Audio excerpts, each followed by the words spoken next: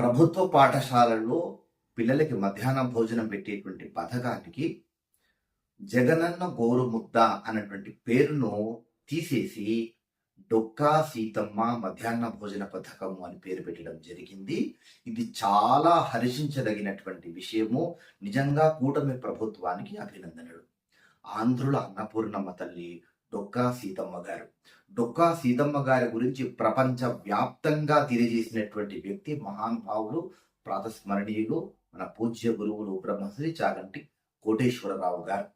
అలాంటి అమ్మగారి గురించి ఆమె పేరును ఈ పథకానికి పెట్టడం నిజంగా హర్షించదగినటువంటి విషయము. ఇది ఆంధ్రప్రదేశ్లో జరిగినటువంటి ఒక విప్లవాత్మకమైనటువంటి మార్పుగా మనము పరిగణించవచ్చు. అదే విధంగా తెలంగాణ రాష్ట్రంలో కూడా సర్కారు బడుల్లో ఈ మధ్యాహ్న భోజన పథకానికి తిథి భోజనము అని పేరు పెట్టడం జరిగింది. దీన్ని కొంతమంది